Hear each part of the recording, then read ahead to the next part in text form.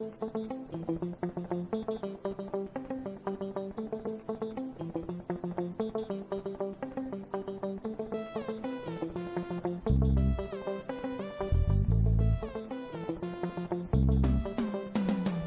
faites bien de nous rappeler la dynamique qui a conduit à l'élection de Maître Adrien Oumbédié à la tête du Parlement.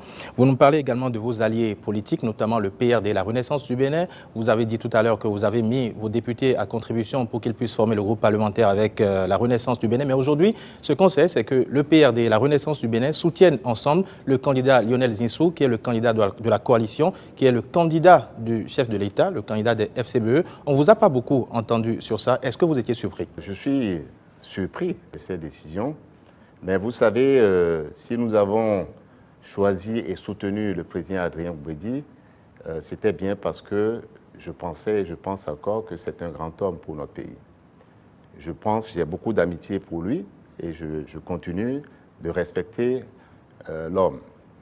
Je ne comprends pas son choix parce que nous avons ensemble, avec d'autres bien sûr, combattu le troisième mandat. Nous avons combattu surtout les politiques qui étaient mises en œuvre par le président actuel. Ces politiques sont des politiques de recul.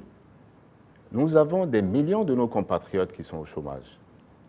Nous avons des millions de nos compatriotes qui n'ont pas accès à l'eau potable.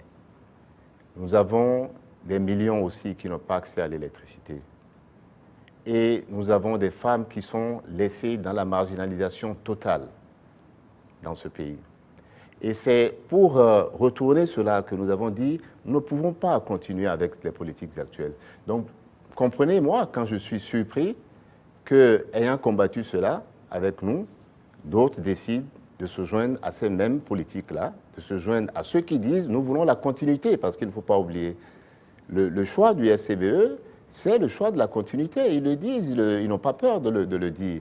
Ils le disent au peuple béninois, nous voulons continuer dans ce déclin. Nous voulons continuer parce que ce n'est pas un déclin pour tout le monde.